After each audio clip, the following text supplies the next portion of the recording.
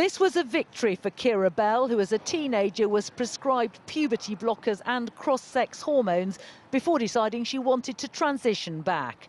A controversial ruling that will make it more difficult for anyone under 16 to get the drugs. I'm delighted at the judgment of the court today.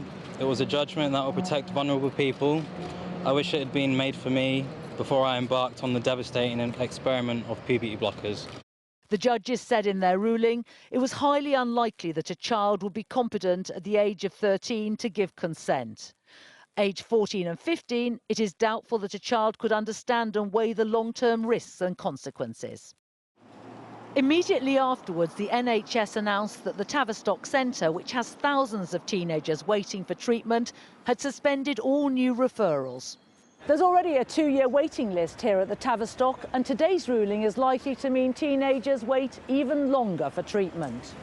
Although doctors won't be forced to go to court, it's unlikely that many will prescribe hormone blockers without legal permission. Lives are changed at the Tavistock Centre, and what happens here has long drawn attention. Questions about how and whether children should be able to reassign their gender.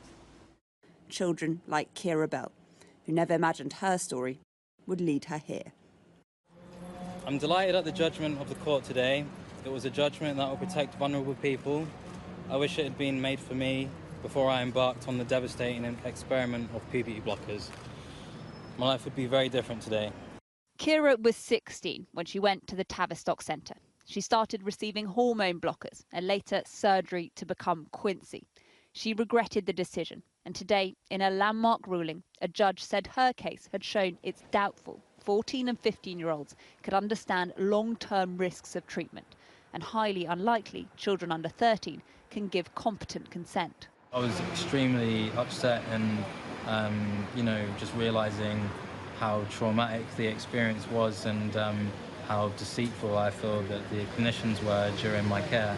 It was heartbreaking. Medical transition doesn't have to be the way for you. You can come out of this the other end.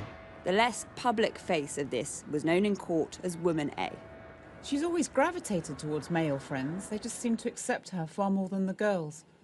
A woman whose daughter is on the waiting list for treatment. When it comes to this, any parent whose child presents like this and has any concern and reservations, we're told to dismiss those concerns and reservations and just go with it and ignore the doubts that we've got and the feeling that it doesn't sit right. We're told to sideline that and just go with it, and that's very difficult as a parent.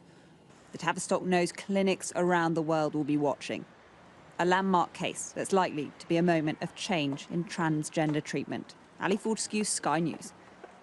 Joining me now is one of the claimants in that case, Keira Bell, who won the case today. Keira, for those who don't know you, just outline your own story for us briefly.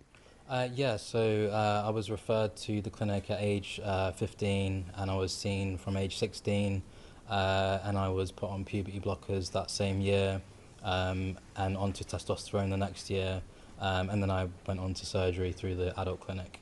Just explain to us, you suffered gender dysphoria as a girl. Yes. And you felt that you wanted to transition to become a man. Yeah. And then what happened?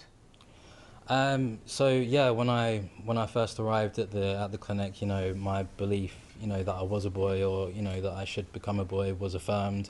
There was no investigation into why I had those feelings. It was pretty much accepted from the get-go, and medical interventions were spoken of quite quickly. So you went ahead, you had the blockers, you had surgery, and then you decided that wasn't the right course for you. Yeah. Just realising, I think, that a lot of it isn't based in, it doesn't have scientific evidence behind it, and just realising that, it's not a healthy route to go if, I can, if I don't need to continue on with it. So, I mean, it's incredibly personal, it's very sort of you-specific, but in your case, you felt that they had let you have access to the drugs too quickly. Yeah. Is that right? Yes. And that you should have been denied that because you weren't making a sound judgment. Yeah, that's right. I was dealing with a lot of other mental health issues also, and a lot of past issues that hadn't been brought up, or again, it wasn't investigated. So Yeah, there's always a lot of issues going on behind the scenes, you know, definitely in my experience, and I think, you know, with the current kind of, you know, trend that we're seeing of young girls being referred to the clinic. I guess this judgment would stop them handing out the treatment straight away or after a short amount of counselling. But if you know, as an articulate young woman went to the court and said, I really mean this and I'm serious about it, there's every chance that the court would still have allowed you to do something which you would later regret, isn't there? I wouldn't say so, because, you know, they would have actually looked into the reasons, you know, why I wanted to proceed with the treatment. And, you know, I'm sure that the mental health issues and everything that should have been discovered at the Tavistock would have been brought out in the courts. There will be thousands of young people tonight who will be terrified by this judgment, as you know, terrified that this will stop them living the life that they need to, be incredibly distressed because something that didn't work for you may still work and be very important to them. Yeah, I mean, I think when we're dealing with the topic of mental health, you know, obviously emotions will be running high, and I understand that, you know, I would have been in the same position perhaps as, you know, someone, you know, age 16, for example, you know, listening to, you know, what happened today. But, you know, again, the High Court, you know, they came to their decision, you know, they're high-tier judges, and, you know, they looked at the... So you don't worry about the kids now who, I mean, some of them might even have their current drug treatment stopped. Do you worry about them? Yeah, of course. Yeah, I'm definitely concerned about them, and I completely empathise with them. You know, I think that better mental health services need to be put in place to help that person through, you know, the period that they're going through. You know, I think that's the vital, you know, that's what needs to happen. Because for every Keira Bell, there could be somebody who isn't allowed and wants to be allowed.